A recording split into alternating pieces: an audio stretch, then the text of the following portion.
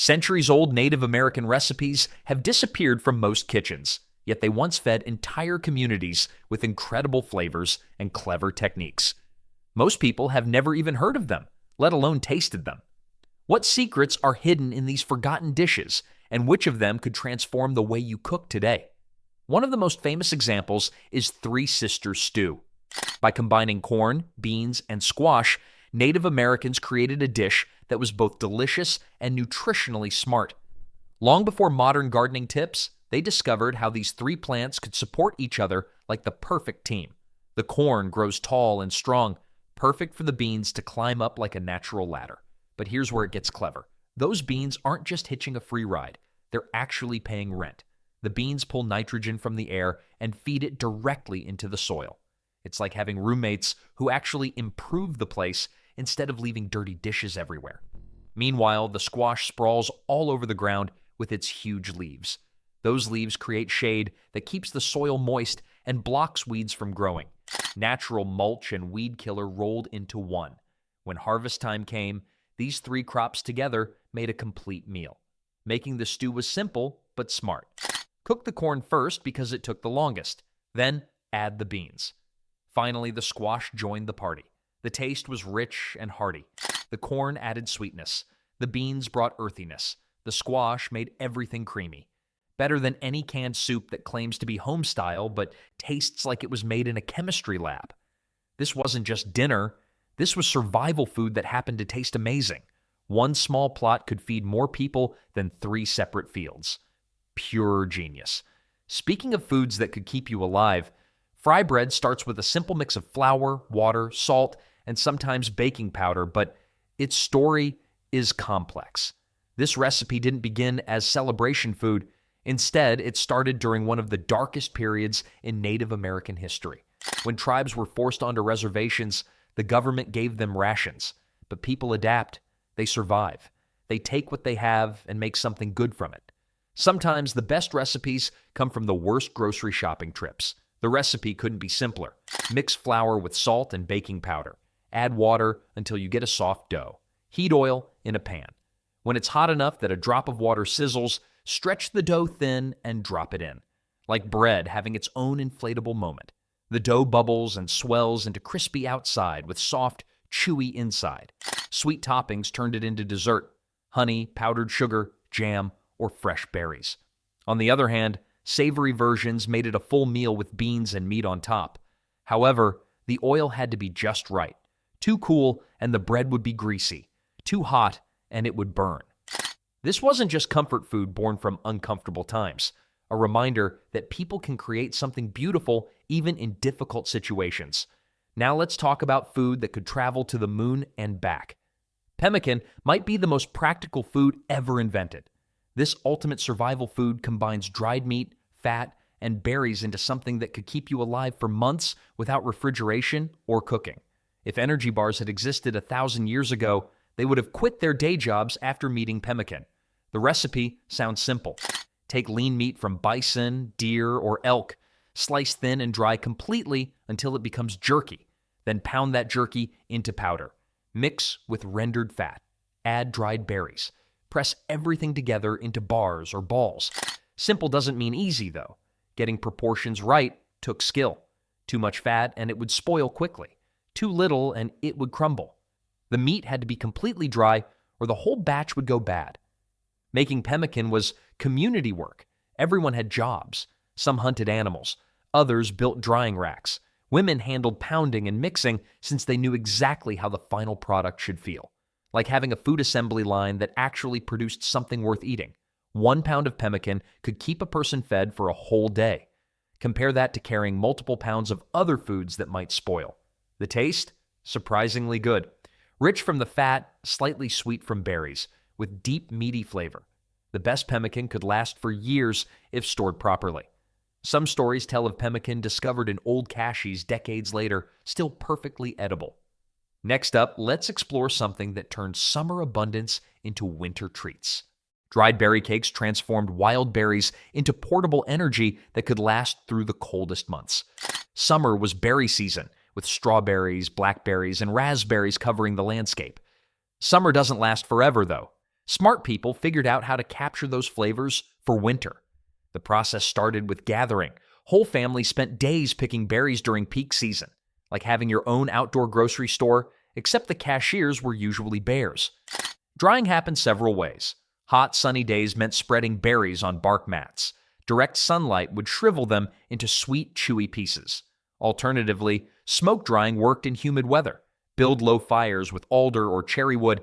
Once dried, berries get pounded into coarse powder using stone mortars. This powder mixed with rendered fat and ground nuts created dense, energy-packed cakes. Bear fat was best because it stayed soft when cold. These weren't just trail snacks. They were concentrating on nutrition. Berries provided sugars and vitamins. Fat delivers calories for energy. Nuts added protein and minerals. Storage was critical. Keep the cakes dry and cool in bark containers sealed with pine pitch. Properly stored, they'd stay good for months. Much better than trying to pack fresh fruit for a week-long hiking trip where your strawberries turn into strawberry soup. While inland tribes perfected berry preservation, coastal peoples were mastering an entirely different technique. Smoked salmon from the Pacific Northwest represents sophisticated food preservation. Rivers ran thick with salmon during spawning season, thousands of fish swimming upstream in runs that could feed entire villages. Salmon season was short, though. Catch and preserve them quickly, or watch all that protein swim away. First, catch the salmon. Tribes built elaborate traps across streams. Fish wheels, dip nets, and spears all played their part. Like the original fish market, except instead of ice displays, you had rushing rivers and determination. Preparation started immediately. Cut fish into fillets, leaving skin on one side. Remove all bones carefully. Salt the fish to draw out moisture and add flavor. The smoking setup required specific materials. Cedar was preferred because it burned clean with steady smoke. Temperature control was everything, though. Too hot and you'd cook instead of smoke. Too cool and fish would spoil. Time was measured in days, not hours. Good smoked salmon took 3 to 5 days. Someone had to tend fires constantly, adding wood to keep smoke going. The finished product was amazing. Rich, smoky flavor with concentrated fish taste. Chewy texture that satisfied hunger for hours. Better than any fancy restaurant salmon, and it came with a built-in expiration date of basically never. This wasn't just fish preservation. This was the foundation of entire civilizations. When winter storms made fishing impossible, smoked salmon kept everyone alive. Now let's move from the coast to the cornfields. Native-style cornbread was nothing like the fluffy, sweet stuff you get at restaurants today. This was bread that meant business, dense, substantial, and made from ingredients that could survive any climate. More like edible building blocks than bakery products. The corn was different too. Not sweet yellow kernels, but field corn. Hard kernels that dried and ground into coarse meals. Different varieties had different colors. White, yellow, red, blue, even nearly black corn. The basic recipe was incredibly simple. Cornmeal and water. That's it. Mix together until you get thick paste that would hold together when shaped. No salt, sugar, or baking powder. Cooking methods varied. Flat stones heated over fires worked like primitive griddles. Some people cooked directly in coals and ashes, wrapping dough in corn husks first. The texture was completely different from modern bread. Dense and heavy, with a slightly gritty feel. It didn't rise because corn lacks gluten. That density was good, though. A small piece would fill you up for hours, like eating concentrated sustenance instead of fluffy air pockets pretending to be food. The flavor was pure corn, sweet and earthy, with subtle differences depending on variety. This bread connected people to the land directly. Speaking of sweet treats that required perfect timing, maple sugar candy represents nature's own confectionery, created during a brief spring window when conditions aligned perfectly. When days got warm but nights stayed cold, maple trees started running sap, clear, slightly sweet liquid that could become something incredible. Timing was everything. Too early and sap would be thin and barely sweet. Too late and it would taste bitter. Perfect conditions lasted maybe 4 to 6 weeks, like having a candy factory that only operates when Mother Nature feels generous. Finding good maple trees took experience. Sugar maples were best with highest sugar content. Tapping required careful technique. Drill holes just deep enough to reach inner wood. Insert hollow reeds or wooden spouts to direct sap into containers. Processing was where real work began. boiling off water to concentrate sugars. This required constant attention and fuel for fires. It took about 40 gallons of sap to make 1 gallon of syrup. Talk about the ultimate patience test with the sweetest possible reward. Testing for doneness was part art, part science. Drop boiling syrup into cold water. If it formed soft ball, ready for syrup. Keep boiling for hard crack stage, perfect for solid candy. The flavor was unlike anything else. Pure maple sweetness with complex undertones that varied depending on trees and weather. This wasn't just candy making, it was capturing the essence of the forest. Now, if you needed something healthy to wash down all that sweetness, birch bark tea turned tree bark into medicine that actually tasted good, proving healthy drinks don't have to be punished. The bark of certain trees could become beverages that both healed and satisfied. Paper birch with distinctive white bark was preferred. Harvesting required care and timing. Spring was best when sap was running and bark peeled easily. Strip bark in narrow sections so you wouldn't damage the tree, like giving the tree a spa treatment instead of a demolition job. The inner bark was where the good stuff was. Scrape away white outer layers to reveal reddish-brown inner bark. This contained compounds that made tea both flavorful and medicinal. Making tea required patience. Heat water until almost boiling, then add bark pieces. Let it simmer gently for 10 to 15 minutes. Boiling too hard would make it bitter. The taste was surprisingly pleasant, mild and soothing, with natural sweetness that didn't need added sugar. The wintergreen flavor came from salicylates, the same chemicals that make aspirin work. The medicinal benefits were real. Salicylates helped reduce inflammation and ease pain. People used birch bark tea for headaches, muscle aches, and joint pain. Nature's pharmacy growing right outside your door, and it didn't require insurance copays. This represented a completely different approach to healthcare. Instead of synthetic drugs from distant factories, people used medicines that grew in their own forests. Let's shift from forest medicine to breakfast nutrition. Blue corn mush might look strange to modern eyes, but this breakfast powerhouse was special food for people who understood nutrition before vitamins were discovered. This wasn't regular corn that happened to be blue. Rather, this was cornbread for unique properties and superior nutrition. The color came from anthocyanins, the same chemicals that make blueberries blue.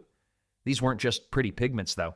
They were powerful antioxidants that help protect the body from damage, like eating a bowl of medicine that actually filled you up instead of emptying your wallet. Growing blue corn required specific knowledge. Seeds had to be pure blue corn, not mixed with other varieties. Processing started with careful inspection. Remove any kernels that weren't perfectly blue. Then grind into meal using stone mortars. Making mush was straightforward but required attention. Bring water to boil. Slowly add blue cornmeal while stirring constantly to prevent lumps. Seasoning was minimal, a pinch of salt if available. Sometimes maple syrup or honey. The nutritional benefits were impressive. Blue corn contained more protein than regular corn.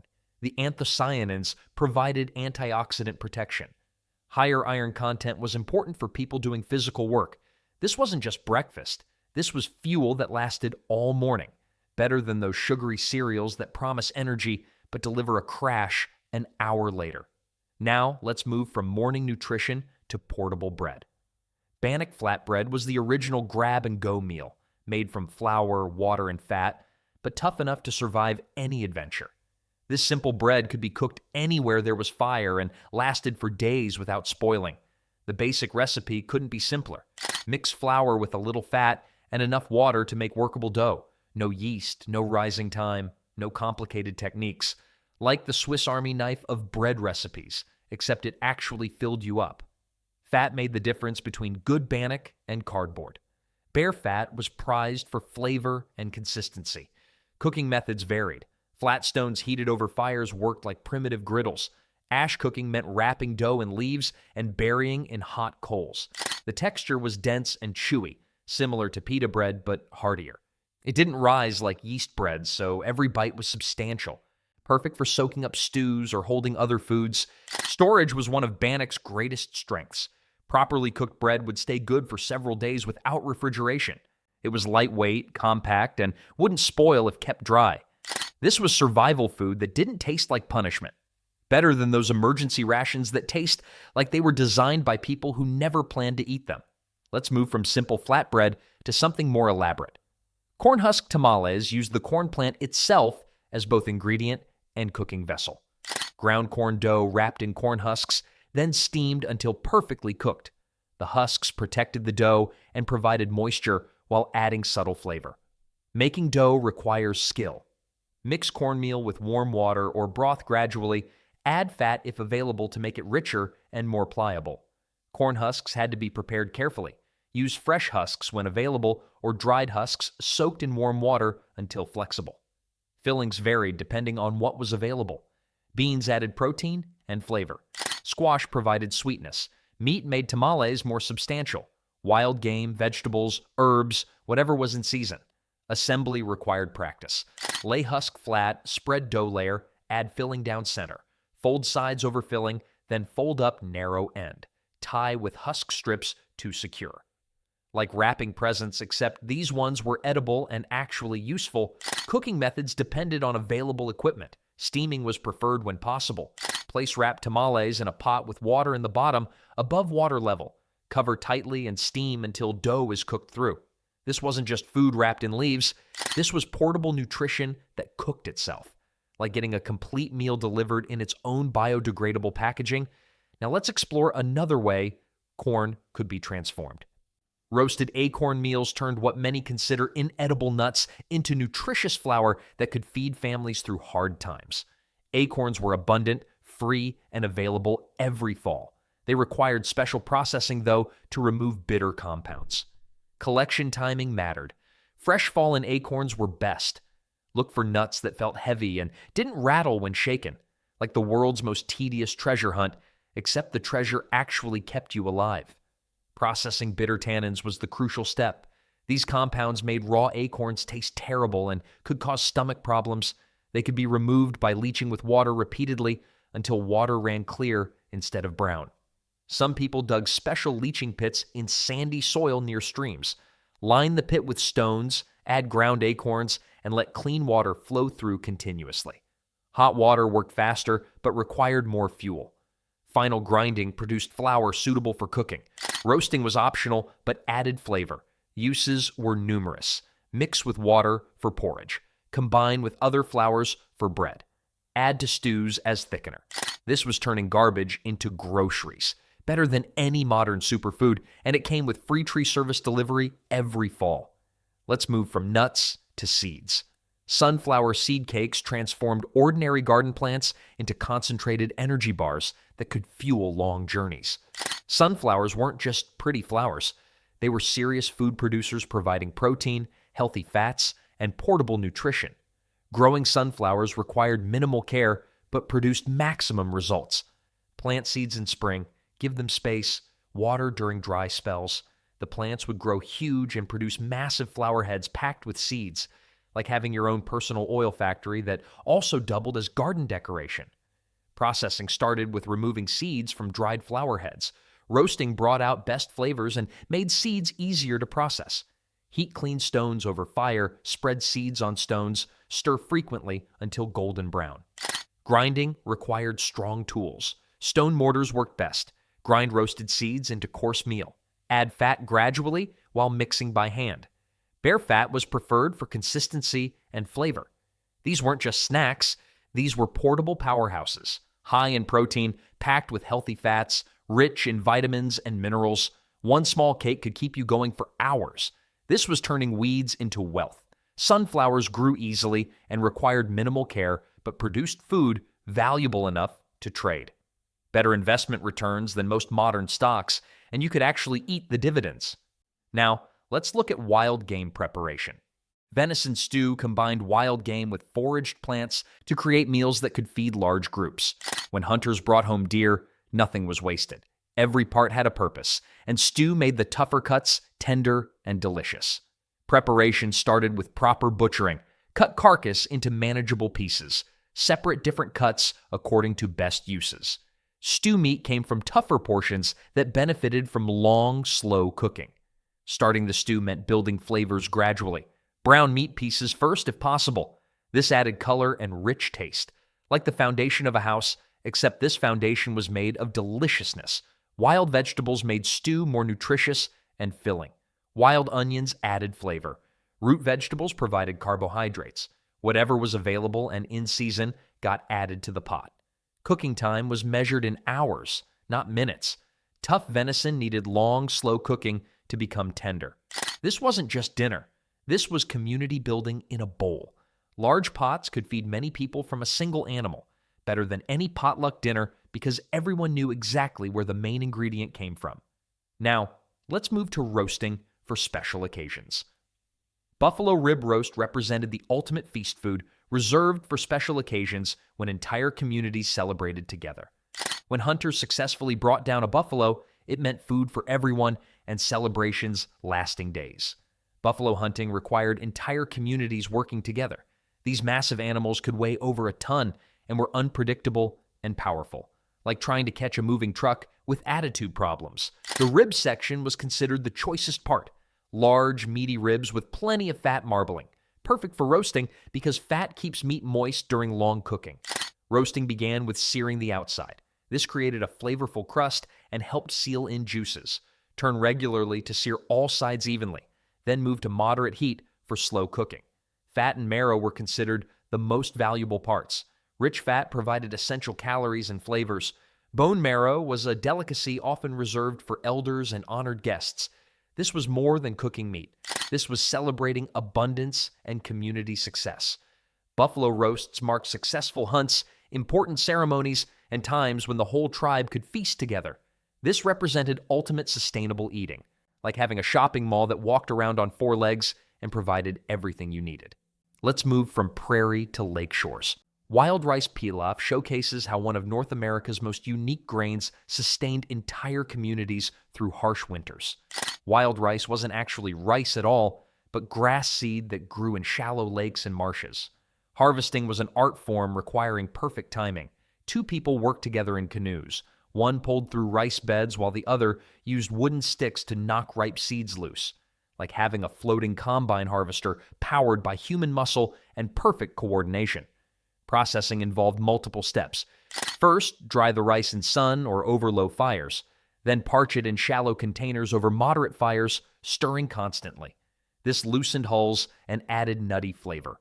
Hulling removed tough outer covering. This was done by treading on rice in hide-lined pits or pounding with wooden tools. Winnowing separated good rice from chaff using large baskets. Cooking required patience because wild rice took much longer than regular rice. Bring water to boil, add cleaned rice slowly while stirring. Simmer for hours until tender but still textured. This wasn't just a side dish. This was the foundation of the northern diet. Wild rice provided carbohydrates, protein, and essential nutrients that kept people healthy through long winters. This was sustainable harvesting at its finest. Better environmental stewardship than most modern farming, and it came with built-in crop insurance. Now let's look at coastal cuisine. Corn and fish chowder brought together land and water bounty in a dish that could feed large groups while providing complete nutrition. Fresh fish provided protein and healthy fats.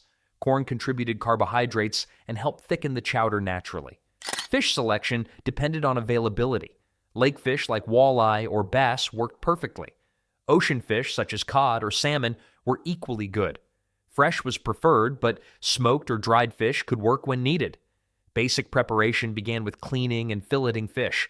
Remove all bones carefully, cut into bite-sized pieces, like making the most of every part of your catch, because throwing away fish parts was basically throwing away flavor. Adding corn came next. Stir cornmeal into simmering liquid gradually to prevent lumps. The corn needed time to cook and release its starches, which naturally thickened the chowder. The timing was important. Add fish near the end of cooking since it cooked quickly. Overcooking made fish tough and rubbery. This was fusion cuisine before fusion was trendy, like the original surf and turf, except it actually made sense nutritionally. Let's move to fresh salads. Wild green salad showcased nature's pharmacy in edible form, combining various wild plants that provided vitamins, minerals, and medicinal compounds. This wasn't just random weeds thrown together, but carefully selected plants that complemented each other nutritionally. Plant selection required extensive knowledge passed down through generations. Dandelion greens provided vitamins A and C plus iron. Meanwhile, purslane offered omega-3 fatty acids, Lamb's quarters delivered protein and calcium, like having a vitamin store that grew wild everywhere and never charged membership fees. Harvesting timing was crucial for both safety and flavor. Young leaves were more tender and less bitter than mature ones. Spring greens were often preferred before plants became tough in summer heat. Preparation was minimal but important. Wash greens thoroughly to remove dirt and insects. Some bitter greens could be improved by brief wilting over fire. This was the original superfood salad, high in vitamins A, C, and K, plus numerous minerals and medicinal compounds. Better than any expensive health food trend, and it came with free pest control for your garden. This represented eating as medicine. Many of these plants had specific medicinal properties beyond basic nutrition. Now let's look at root vegetables. Roasted root vegetables turned underground treasures into hearty meals that could sustain people through harsh winters.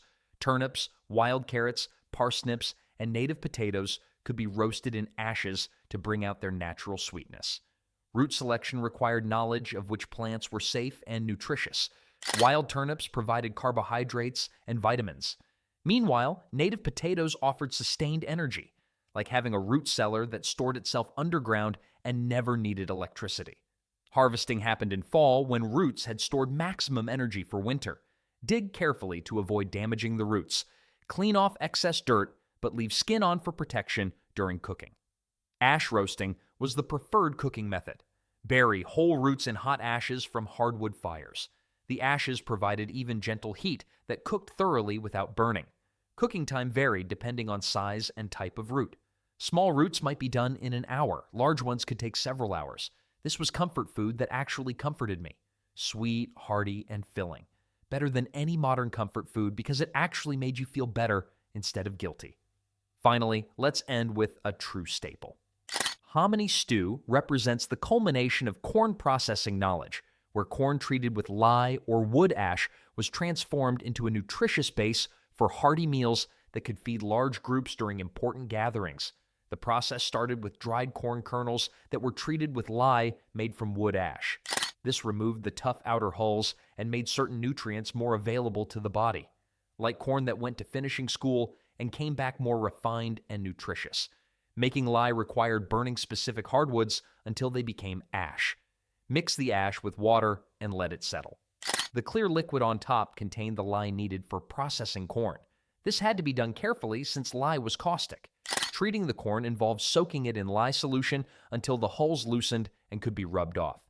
Then rinse the corn thoroughly to remove all traces of lye. The stew combined hominy with whatever protein and vegetables were available. Meat made it more substantial. Meanwhile, beans added protein and fiber. Wild vegetables provided vitamins and minerals. This wasn't just dinner, this was celebration food. Hominy stew was often prepared for feasts, ceremonies, and times when the whole community came together. The nutritional transformation was remarkable. Treating corn with lye made niacin bioavailable, preventing pellagra and other nutritional deficiencies, like having a chemistry lab that doubled as a kitchen and actually improved your health. This represents the perfect ending to our journey. From simple Three Sisters stew to complex hominy preparation, these 20 recipes show how Native Americans created sophisticated cuisine using only what nature provided.